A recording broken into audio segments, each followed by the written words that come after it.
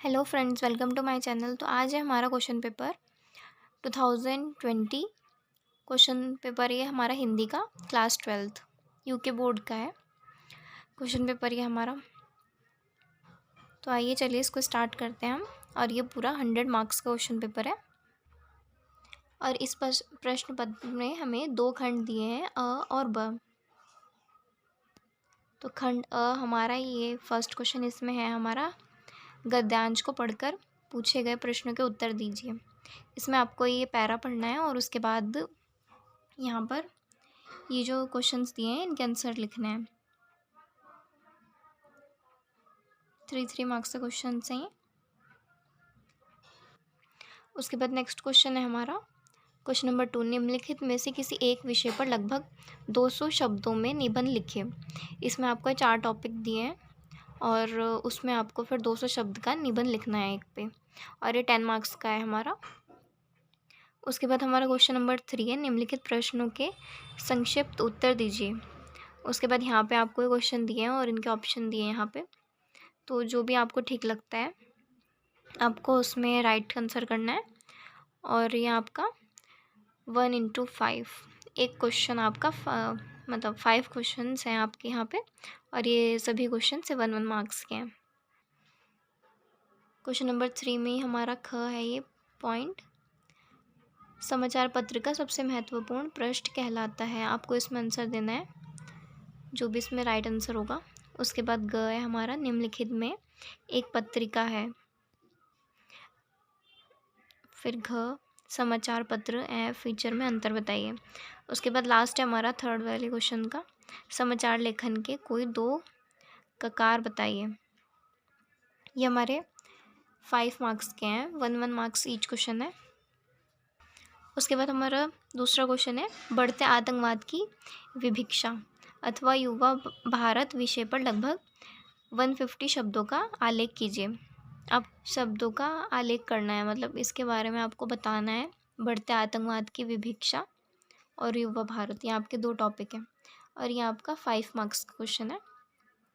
Question number 5 है, निम्नलिखित काव्यांशों में से किसी एक पर पूछे गए प्रश्नों के उत्तर दीजिए।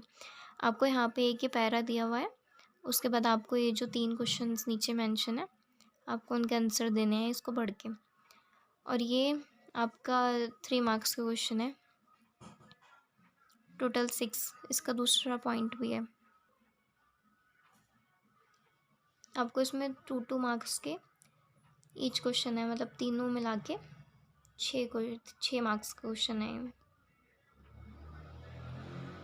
उसके बाद सेकंड पॉइंट इसका यहाँ पे है।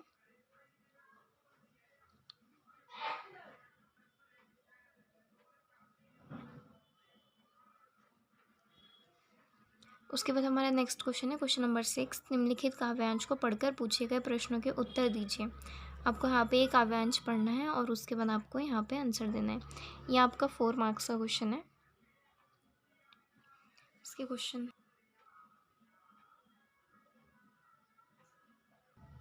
उसके बाद आपको क्वेश्चन नंबर 7 है, निम्नलिखित में से किसी 2 प्रश्नों के उत्तर दीजिए।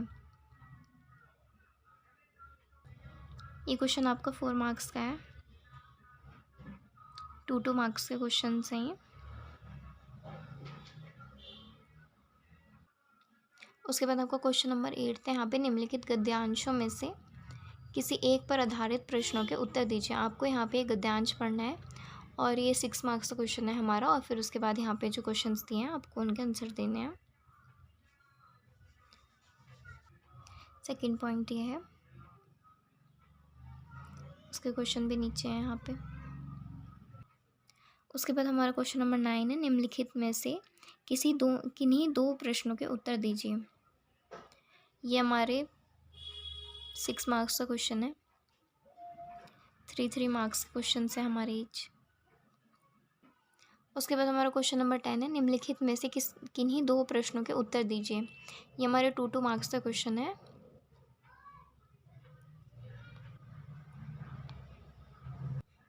उसके बाद आते हैं हमारा क्वेश्चन नंबर 11, जूझ कहानी के आधार पर बताइए कि कथा नायक के व्यक्तित्व पर सर्वाधिक प्रभाव किसका पड़ा और किस रूप में। यह आपका 5 मार्क्स का क्वेश्चन है और इसके साथ साथ हमें दूसरा भी दिया है, मोहनजोदाड़ो की नगर योजना बड़ी मनोमुग्धकारी थी। पठित पाठ के आधार पर उक्त कथन को स्पष्ट कीजिए। ये आपको 2 क्वेश्चंस दिए हैं इसमें, ये 5 मार्क्स का है। उसके बाद आता है हमारा दूसरा सेक्शन, खंड ब। ये क्वेश्चन नंबर 12 है। इसमें हमारा निम्नलिखित गद्यांश को आपको पढ़ना है और इसमें 3 प्रश्नों के उत्तर देने हैं संस्कृत में। ये आपका संस्कृत वाला है और ये आपके 6 मार्क्स के क्वेश्चन है।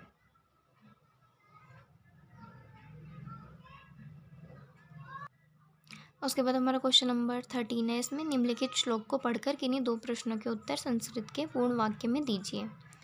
ये आपका 4 मार्क्स का क्वेश्चन है। यहाँ पे आपको एक श्लोक दिया हुआ है और आपको उसमें आंसर देना है। उसके बाद क्वेश्चन नंबर 14 है हमारा, अधोलिखित प्रश्नों में से किन्हीं 5 प्रश्नों के उत्तर संस्कृत के पूर्ण वाक्यों में दीजिए। ये आपके 10 मार्क्स का क्वेश्चन है। 2 मार्क्स के क्वेश्चन हैं ये। इनमें से आपको पढ़ना है और 5 क्वेश्चंस करने हैं। उसके बाद आता है हमारा क्वेश्चन नंबर 15, निम्नलिखित शब्दों में से किन्हीं 4 शब्दों का संस्कृत वाक्य में प्रयोग कीजिए। यहाँ पे संस्कृत में आपको सेंटेंस बनाने हैं, कोई भी 4 शब्दों के। ये आपका 4 मार्क्स का है। आप क्वेश्चन पेपर में भी इन वर्ड्स को ढूंढ सकते हो जिसमें कि ये सेंटेंस बना हुआ है, और आप वो भी लिख सकते हो अपनी नोटबुक में। फिर उसके बाद क्वेश्चन नंबर 16 आता है हमारा, समास विग्रह कर समास का नाम भी लिखिए। आपको इसमें समास बताना है।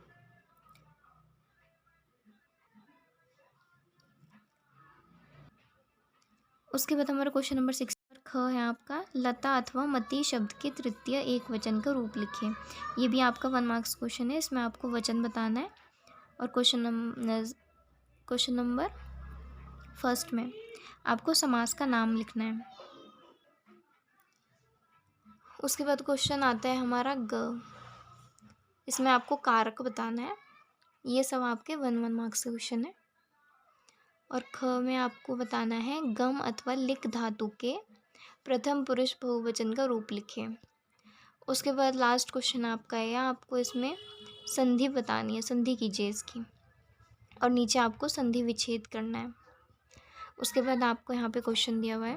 अगर आपको ये नहीं करना तो आप दूसरा क्वेश्चन कर सकते हो। इसमें आपको इसमें एक श्लोक लिखना है जो कि इस क्वेश्चन पेपर में नहीं आया, और उसका हिंदी में मीनिंग भी लिखना है, हिंदी में अनुवाद करना है आपको उसका। तो यह लास्ट क्वेश्चन था इस पेपर का, और इसका PDF मैं आपको प्रोवाइड करा दूँगी डिस्क्रिप्शन में, आप वहाँ से जाके डाउनलोड कर लेना।